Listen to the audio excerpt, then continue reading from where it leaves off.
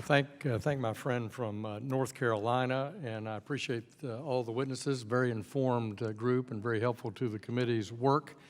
And I do come at this from the point of view that our officers and directors of our companies have a legal obligation in taking their obligations very seriously as a fiduciary under the business judgment rule, and therefore something that's material should be disclosed. If it's a risk factor and it's material, it should be disclosed. If something's material financially, it should be disclosed. Not only for the 5 years covered by the 10K, but in the out years so that shareholders can be informed.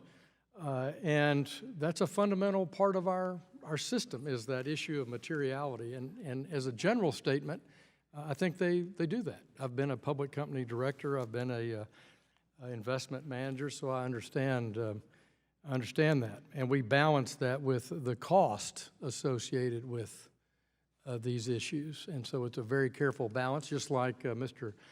Zanga, my friend from Michigan, talked about the views of beneficiaries at CalPERS doing that. And it seems that over $130 billion shortfall, or whatever the number is now in CalPERS, has caused some beneficiaries to question that these decisions to not invest in certain categories were, maybe a bad decision in retrospect after doing the study he cited. But there's a bigger issue, which is there are fewer public companies. And so this issue is there are fewer things for CalPERS to invest in. So I think that's why we're so diligent here about balance. Conflict minerals, Mr. Atkins testified about the cost of that. I got a letter from a chief accounting officer of a $2 billion in market cap company the other day that's active has representation in my state. And she told me that they have $1 billion in revenue in this company, and that conflict minerals cost them $250,000 a year to comply with that rule. And they had no certainty really whatsoever if they were doing a good job or not. And she went on to tell me that in Form SD, she'd never had one question from an investor about the filing from their investor relations department about conflict minerals. And this is a company that sources different things in their inventory from around the world. I also come at this from the point of view that if we are reporting things that are material, then we can't just go from one subject to another and compel something as material because somebody thinks it's material, if it's not material in the judgment of these fiduciaries that we've appointed as board members. I quote here from a Fortune 500 board member, "We're asked as a corporation to take a public stance on very complicated issues. We've got crime in the cities. We've got 1,000 complicated issues that are very material to our civilization. But if we spend our time in the meeting taking public stands on all of them, I think it'd be quite counterproductive. I don't like the fact that people are constantly present this issue and never discuss a solution." And so I think our companies are sensitive to their philanthropic objectives, et cetera.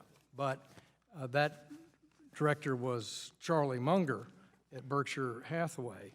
His colleague Warren Buffett on the issue of climate change and insurance companies, and since they're a big property and casualty insurer, they said there are more material things on any 1 year that are more material to their pricing, and that in property and casualty pricing, that changes every year. You're not making a 100-year decision, and you're able to reflect those different risks.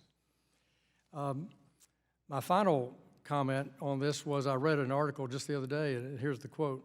"A climate disaster triggered by the continued burning of oil and coal could result in the submergence of Florida, Holland, and other low-lying areas over the next 50 years, according to the Ohio State University." Do you all agree with that? Somebody agree with that? Because this article was written on February 2nd, 1978. So I don't know that while we're concerned about these issues, if they're material to a company, I think they ought to be disclosed. Mr. Atkins, are there penalties if you don't disclose material information? Well, severe penalties from the SEC, but then also private litigation. So I think if it's material, officers and directors ought to have the right to determine that and customize it for their report and not be compelled to a uniform standard set by somebody else. I thank my friend from North Carolina. Gentleman from Arkansas, Mr. Hill, is now recognized for 5 minutes. Thank you, Chairman Vargas. Again, this has been a great panel and informative, and thanks for your forbearance and being here this afternoon.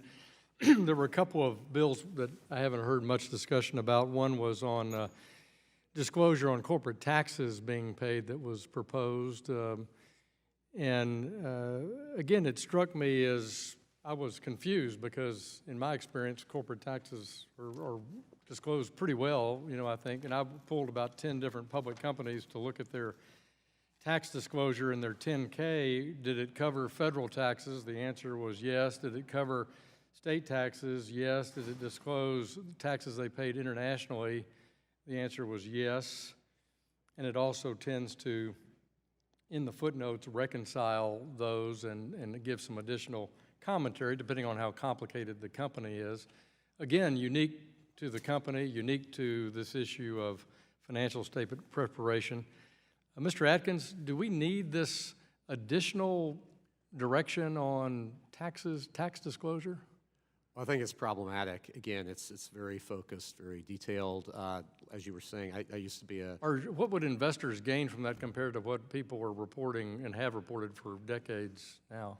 Well, already companies need to report material information regarding their taxes, their tax liabilities, and litigation and that sort of thing. It also seemed to imply that there was some interest in knowing business around the world, and of course, of our Fortune 500 countries, 50% of them, 50% of revenues of the Fortune 500 are international. So I went and pulled for many of these same companies, does it disclose their business by country or region? And the answer is yes. I just pulled Procter & Gamble for 44% in the U.S. and Canada, 24% of sales in Europe, 9% in China.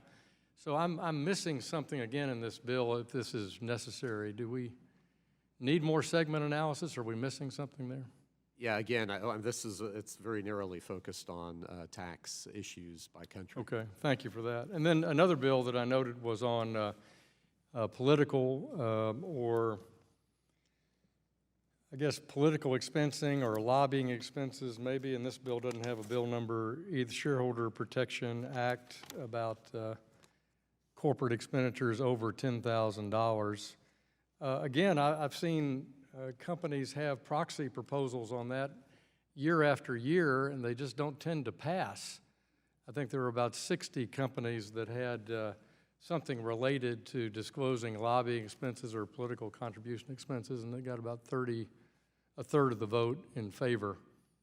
So is there, what in your experience as a commissioner, what's the issue here? What am I missing on this? I mean, they have the ability to have a proxy solicited, go through a process in the annual meeting, and people don't seem to be, they don't seem to be interested in that information. Well, by and large, these sorts of proposals fail, and at a couple of companies here and there they've passed, depending on the particular circumstances of the company. But overall, shareholders reject these. Yeah. Well, I guess my main point is here, I agree with so many of the comments made today that companies have an obligation to disclose materiality, things that will impact their business and their shareholder investing, whether it's related to climate change because they have risk associated with that. They have an obligation to disclose material risks now. The key thing I think that's important is they have that obligation. They have civil and in some cases criminal penalties associated with not reporting material standards. And the beauty of our system is in fact that it's unique to each country. I mean, each company determines that board and that management team with full input. We have shareholder activists. We have institutional investors that some of you represent, all engaging in that conversation. And so I view these bills, while interesting ideas and well-meaning, I just don't think that they're needed and that these issues are being addressed now by boards of directors, shareholders, corporate officers, and our process that we have now. And with that, Mr. Chairman, I yield back the balance of my time.